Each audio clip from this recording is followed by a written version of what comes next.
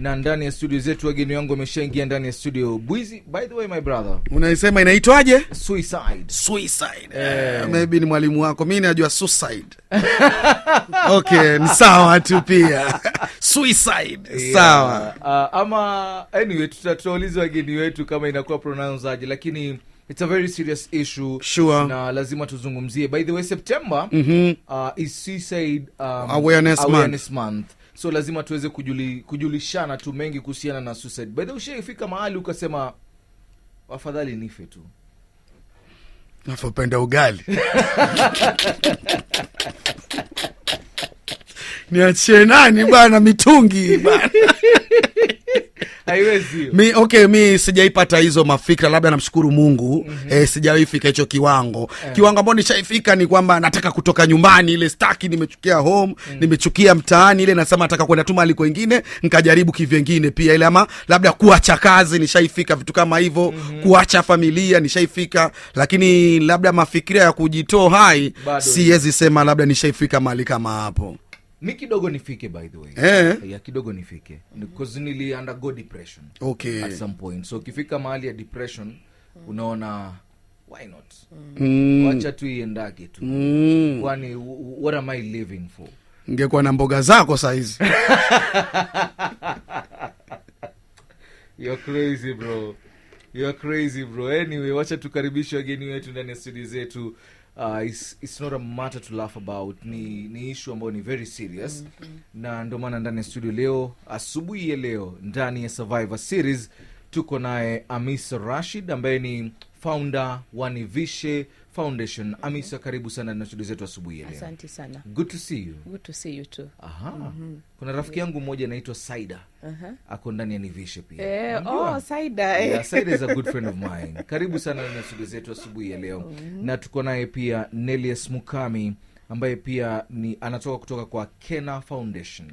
Karibu sana Mukami ndani ya studio zetu asubuhi ya leo. So nafikiri tukianza tu Amisa, tueleze mnafanya nini kama Nivishe Foundation? Nini kama Nivishe Foundation? So Nivishe ni Swahili word, tunakuvisha, but basically hatukupati nguo, tunakuvisha by kucover dignity yako, by providing accessible, affordable and cultural sensitive mental health services. So basically kazi yetu ni mental health, but tunaifanya ikue, unaona ile stigma watu ambao wako na mental health even seeking services. Kazi yetu ni ku make it easy for you to talk about issues of mental health na kupata usaidizi inapokuja wakati wa mental health. Okay, ndio maana tunasema tukuvishe. Exactly. Unamvisha dignity ya mtu. Ya mental health. Okay. So purely ni mental health purely ni mental health kwa sababu sisi ni counseling psychology, mental health advocates, practitioners, au watu wote. Okay. Na Nelius Mukami, karibu sana pia Nelius ndani ya studio zetu. Looking good by the way Nelius. Thank you. So mnafanya nini pia katika Kena Foundation? Kena Foundation Kena means happy in my language, which is Embu. Tunatayarisha a happy place for mothers. So yetu tunasupport wazazi ambao wanapata watoto ambao hawajafikisha ule age ya kuzaliwa, like 9 months. So mtoto yote amezaliwa before 9 months. Alafu pia tuna support maternal mental health. So tunaangalia mental health ya wamama na the people that surround her, which also will include the mental health of the father. Okay. Yeah. Amisa, it's a serious issue, right? How serious is it? It's very serious to the extent that the recent report ya WHO this month actually inaonyesha that Africa is the second, actually the first continent with the highest rate of mental health issue. Like it has never happened before. Like Africa imerise, imeshinda dunia mzima, and majority of Africans when you commit wana die by suicide ni wanaume. So hiyo pia tunafaa tujiulize kwa nini wanaume ndio wengi wanakufa na kujitoa uhai kuliko wanawake. Na the other thing ni wanaume wakikufa kwa kujitoa uhai, it is more lethal and brutal. Yani wanajitoa uhai kwa njia ya kiunyama kabisa kuliko wanaume. Wanawake hatusemi ati effect ni different, but utapata mwanamke atajaribu kumeza dawa, kufanya nini, but mwanaume anaezamua kujirusha from a higher building kujishoot hizo vitu zote. Mhm. So unaona hizo statistics ziko, and the hard part ni hatuwezi iongelelea openly kwa sababu in Kenya pia suicide ni crime. Unaona? So mtu akikuwa na atu understand ya kwamba suicide ni ugonjwa wa akili. Okay. So ukiunderstand ni ugonjwa wa akili, unajua huyu mtu anafaa usaidizi zaidi kuliko kufanya nini? Kushikwa ama kupelekwa jela. Okay. So that is why inakuwa ngumu even to have the conversation, hence having suicide awareness month. Tunaweza iongelelea je suicide awareness. Okay. Yeah. And then kuna two aspect ambao umetoka kusema saizi. Kuna aspect ya suicide ideation. Yani vitu zinakuhapenia kwa maisha na unahisi unafikiria hauja attempt bado ama uja try. So unafikiria, uko na mawazo mengi, unasema nikijitoa uhai, ama unapita kwa barabara unafikiria nikigongwa na gari ama kitu kama hiyo, ni fikira. But kuna wale ikitoka fikra inaenda now attempting. And then unaweza attempt ikuwe successful. Haitufai kusema successful, but unaweza, kuna wale ambao wana attempt wanafanikiwa, wanaaga dunia na Si kuna kufanikiwa, exactly. ina happen Hakuna word ya kuidescribe hapo, but ina happen. So kuna sasa hiyo inaitwa like you committed suicide. Okay. Kabla siingie katika story yako Mukami, kwa nini iwe idadi ya wanaume ambao wanajaribu kucommit suicide ama wamecommit suicide ni wengi zaidi kushinda wanawake? Kwa sababu first of all I usually say ni kwa sababu how tunalea vijana wetu. Tumelea vijana in such which is African thing, culture yetu. Vijana tunawalelea ile mwanaume ni kujikaza. Kutoka watoto hatuwalau kukua watoto. Yes. Tunawaweka wakwe wanaume immediately. Hawajui how to learn to process their emotions, how to speak out, how to engage hizo vitu zote. Sasa unapata ukikompare venye mtoto msichana analelewa na mtoto kijana, mtoto msichana anakuwa more cared for. Kijana akianguka hata tutaki kuona amekuwa hurt. Yeye ni binadamu wako hurt. Tunamwambia mwanaume ni kujikaza, amka wanaume wali, vijana wali. But unaona hiyo akigrow up hajui ku express their emotions. Yes. So shida ikikua, hata vijana nyinyi mtuambie mkikuwa pamoja, the conversation haiwezi go deep to kuambia mwenzako by the way nasikia hivi na hivi, as in personal level. Inakuwa tu vitu superficial. Manchester imeshindwa, sijui Arsenal, sijui gari gani, sijui like even. So because of you hatujakuwa social skills haiko, unapata it is even hard to talk to them. And then hapo pia kuna caveat, kwa sababu unapata mwanaume anapofika ile yani mwisho kabisa, they will reach out to the women in their lives kwanza, not the men in their lives. So the men in their lives utakuja useme by the way nimewahi ona best yangu ako na science but sijawahi chukulia seriously. Najuaga tu ni zile jokes zetu, but ikifika mwisho kuna high chances as I reach out to women. So that means women wako more understanding and can offer more support to men. So the men who are listening, what now di changamoto unaenda kufanya nini kusupport or to have this deep conversation within your circle, kwa sababu ujui best yako anasuffer aje. Yes. Na wewe unaweza offer with support. Mukami, you've tried committing suicide before. Yeah. Tunataka kusikia your story. What happened, vile nilizaa triplets at 6 months. So walikuwa preterm, and so we spent some time in hospital. Tulikaa miezi 3 hivi. Katika wakati tulikuwa hospitali, wawili waliaga. So hiyo feeling ya hopelessness, like aujui huyu mwingine amebaki ama pia anaenda hiyo njia, alafu umestruggle na infertility. So it's been a journey from wait a minute. Ulistruggle na infertility? Yes. Haukuwa unaweza kupata mtoto? Yes, for a long time. Okay, for how many years? It was not for long, hatuwezi quantify in years, but I would say for a long time. Okay. Alafu wakati nimefanikiwa, nimekuwa na hii traumatic pregnancy, alafu nimekuwa on bed rest. Traumatic pregnancy inamaanisha? Inamaanisha mimba ya kusumbua tuseme.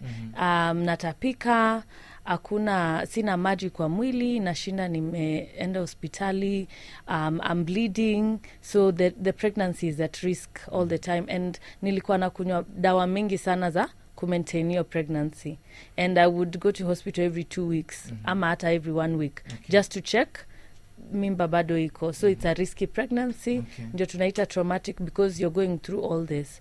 So of course niko na anxiety. Kila time niki go through anything naangalia ama mtoto ako sawa hivyo, unaona. Alafu so mtoto wakakuja mapema at 6 months, so wamekuja triplets. Yes. Watatu. Yes. Atago. Yes. Okay. Alafu sasa vile wamefika, of course wamewekwa kwa ICU inaitwa NICU ya newborn. Alafu sasa tunawaangalia. Siku ya kwanza wako sawa, siku ya pili wa kwanza akaaga. Alafu sasa tukasema wacha tuangalia wawili. So wawili walikuwa wanashinda blood transfusion, resuscitation, wanafanywa test, wanapata infection. It was just chaotic, to say the least. So nilikuwa nashinda hospitali kila siku. Every day we have something new. Mara sijui blocked, wanafanywa sanction, all that. So inakupea ile experience ambayo you don't know if today ukiamka utapata mtoto wako ako hai. Alafu katika ile NICU pia kulikuwa na wazazi wengine na watoto wengine, so tulikuwa like familia. So leo tunaamka huyu ameaga, ina pia kupea ile stress ya mtoto wako bado. So katika hiyo situation is when I was feeling helpless, hopeless, like I didn't know what tomorrow will bring, and the pain was too much.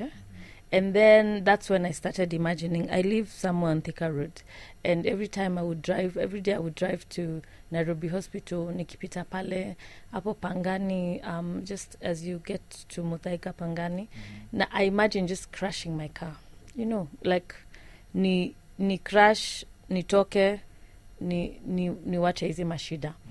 And then one day nikajaribu tu ile on Kiambu Road, nimeendesha tu gari. I tried to hit electricity pole, but just as I was about to hit it, I snapped back. Nikafikiria, okay, I still have one child, let me focus on that. And then another time too, katika hiyo hali ya kufikiria what is going to happen, pia mtoto vile alikuja nyumbani alikuwa kwa mgonjwa, so I tried to take medicine, but I actually woke up. Nilikunywa alafu nikafikiria nitaenda kama nimelala. Medicine ya nini hiyo? I cannot mention the medicine because it will give... Ni ya nini exactly? It was a sleeping pill, but okay. Sasa I took more so that you can... Yeah, but it's not very nice to speak about medication because you also end up giving people ideas of how to do it. Yes. So, and for me, that was when I realized I needed help. And katika hiyo wakati, I'm happy to have family that is supportive. And when niliwaambia nipeleka hospitali, nikaenda kwa psychiatrist, kwa psychologist, and I ended up staying actually for a month kwa hospitali tu ile natibiwa. Alafu hiyo pia uambii watu, kwa sababu utasema unafikiria sana, hizo vitu achia Mungu, sijui nini. Unajua, like society is not very supportive when it comes to mental health, kwa sababu haioni shida yako. Wanakuambia umengangana kupata mtoto, sasa uko na mmoja, tulia, tosheka, unajua. But mental health is just that. Ni kama vile pia unapata diabetes. Hatuwezi kuambia wacha kunywa sukari nini. Wengine wanakunywa sukari hawapati, wewe unapata. So it is just an individual illness that we cannot explain. Na pia hatuwezi fanya kwa sababu hatuoni mental illness si kitu muhimu. Na mimi usema ni the same way. I did not want to die. I just wanted to remove myself from the problem. So saa ingine si ati mtu anataka kufa, si mtu anataka kutoka kwa hii maisha. Juu maisha ni mzuri, like, ni vile hiyo situation at that point, it feels helpless. So ndio maana tunasema ikifika huo wakati, please seek help. Talk to someone you trust, talk to a health professional, talk to us. That is why tuna have a conversation.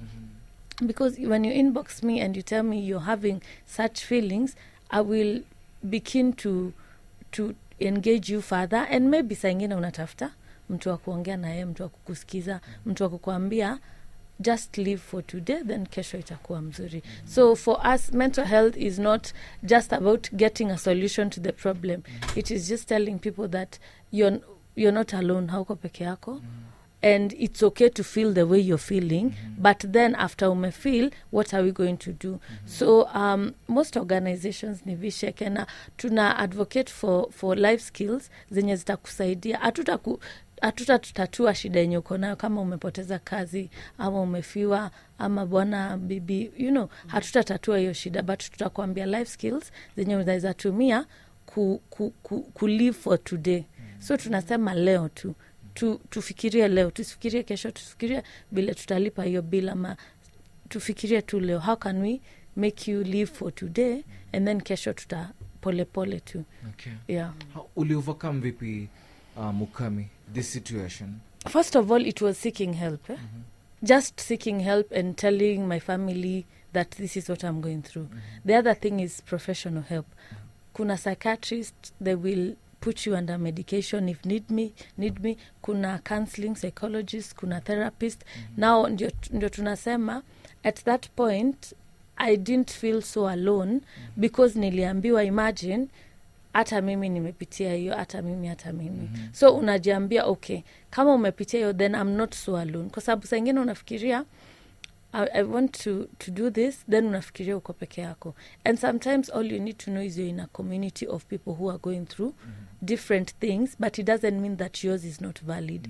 Alafu hiyo tu kuongea about it inafanya pia usikie your problems are valid, your situation is valid. Unaona, it's not about kutatua hiyo shida, juu hakuna mtu ataleta watoto, but kuna ile tu you have survived it and you have to live with it, but how do you live with it? Okay. And ndio maana mi nilianza my foundation, just because I have gone through it, I can help other people navigate through it. Okay. Yeah. You had a supportive partner? Yes. Okay. Okay. Na mtoto alisurvive though? Yes. Okay. So saizi unaweza sema kwamba I've moved on? You don't move on really with grief, you move forward. Okay. Because grief, oh, really? You yeah, move forward. you move don't forward. move on. Yeah, Yes. because we say grief is the last act of love that you can show someone. Yes. So vile tu pia we unapenda mtoto wako mwenye ako hai, ndo vile pia mi napenda wangu mwenye aliaga. And the best thing tunafanyanga ni kukumbuka hao watoto, kumake sure kila time nikikuwa na birthday na wa celebrate, because Africans tunatakanga kuficha hiyo kitu, wacha kuongea sana, si hiyo iliisha nini. No, we acknowledge that there was someone na akaaga. So we celebrate that life, whether they are here or not. So you move forward knowing that it has happened and it's part of you. Have you moved forward? It's a journey, it's a process. Okay. Yeah. Okay. Yeah. Okay. The reason why you got the tattoo? Yes. Tueleze your story. The tattoo is a semicolon. Okay. Kwa sentence ya English sijui Kiswahili sana. So unasema semicolon to just put a pause, then continue the story. So what it means is I was down, but my story is not over. Yeah, so life continues. Ulieka full stop alafu kaeka semicolon. Yes. Ya kwamba story bado inaendelea. Yes. Wow. Ukisikia story kama hizi Esma, na ni wengi tu, na therapy is very expensive. I usually say ni priority. Therapy is not expensive, na kenye tumejiambia, kwa sababu leo ukikuwa na physical illness yenye unaiona na athirika hivi, utachangiwa, utatafuta msaada uende hospitali. But ni kwa sababu mental health hatuioni, so kwa hautuipati that much importance. That's why unafikiria ati nikienda kuongelesha mtu ati nitamlipa 3,000. But ingekuwaga like physical consultation of a physical illness, imagine ungeenda immediately, you will not have mind. So I usually say it is priority. Ni venye unexpect if I talk to somebody, ni rahisi, ni haifai kukua hivyo. But also to touch on Kenya Mukami amesema, kuna a lot of lived experience, and kuna two aspect of mental illness, especially when it comes to suicide. Do you know that suicide is also hereditary? Oh, Okay. because it is an illness. Ugonjwa yote inaweza kuwa hereditary, whether it is physical or mental. So kuna wale ambao ni kama ile example ulipatiana ya suicide ideation, inakuja once in a while. Like during a hard time, like Mukami situation, ilikuwa in like when you are at a corner and then una feel I don't have an option. So unaweza kuwa depressed, anxious, and then it lead to suicide. But kuna wale they have no control of it. Like wamezaliwa nayo, like somebody ilikuwa genetic ako nayo. Also unapata some communities in Kenya are prone to committing suicide, to die by, to avoid kusema committing, to die by suicide, kwa sababu sometimes it is intergenerational. Nimepatwa nayo. But sasa tukishapata nayo, tunaenda what will we do about it? Kwa sababu if we are honest about ourselves, we are not friendly to people who have even suicidal thought. Mtu akikuja kuambia I'm suicidal, the first thing utamwambia aombe, kama wewe ni Muislamu akasome Quran, like uende kwa pastor kuongeleshe hizo vitu zote. Hatusemi you cannot bring in the religious interventions, but they can go hand in hand, kwa sababu hiyo ni ugonjwa ya akili. And then unapata tuna go to the extent a lot of families wanapata pia stigma juu. Tukisikia kwa hii family kuna mtu aliaga na kucommit suicide, will automatically stigmatize them. Tutasema hao wamelaaniwa. Hii family inakuwa tu na malana, watoto wao wanajiua, hata wakikuwa successful ama kitu kama hiyo. Ama if it is a successful family, mtu ajiue, tutaamua kusema ni rituals ama ni uganga ama sijui kitu kama hiyo. So unaona, even having conversations as suicide, it is so traditionalized to the extent that you cannot talk about it. Juu huyu mtu mwenye it is hereditary, si makosa yangu, nimezaliwa with this thought, I need to find how to manage it, but siwezi sema kwa sababu I will be judged. So unaona kuna all those dynamics yenye if we as a society, if we don't sit down na kuaddress, we'll keep on losing people and we'll keep on lying. Tunasema ati it was a sudden death or a death by unknown circumstances, yet we knew ni suicide, but we don't have those conversations. Mukami, therapy is very expensive. Watu wa kuongea nao, fake friends, fake relationships, fake everything. Tunaongea na nani sasa, Mukami? I think cha muhimu ni, first of all, is that we are having the conversations in the open. Kitambo, we couldn't do this. The second thing is you have, like she mentioned in her organization, that they have all these people, and now they will not charge market rate. They will have community meetings. You can even reach out on Facebook and social media, and they will assign a counselor to you. Same case to us. So right now, most organizations that are dealing with mental health are giving these services for free.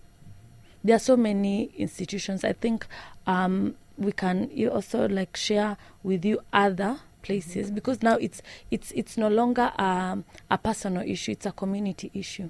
The moment we start losing very young people to suicide, then it's no longer that kind of, we need to talk about it. So there are so many resources around, and it's not, the organizations that are actually giving these services at maybe a free, some are free and some will at a very small price.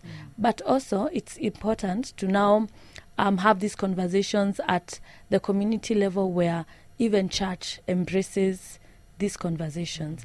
And unaona vile tunaenda kanisa kuombewa, can we also now have a bit of professionalism in church, that yes, utaombewa and it's good, even in terms of self-care, we say you take care of your mind, your spiritual aspect and your physical body. So it's good to have a higher power that you're worshiping and you're saying thank you to. But other than that, can also church avail these counseling psychologists and therapists to help people who are going through this? Even when you talk about decriminalization, once umeitiwa chief ama badala polisi wakupeleka waanze kukufungia, can the police be sensitized and be trained on even giving first aid? There's mental health first aid. As much as you can also be trained kufunga kidonda haraka haraka, ile ukiumwa na nyoka unafanya nini. So we can also have these skills. First aid for mental health.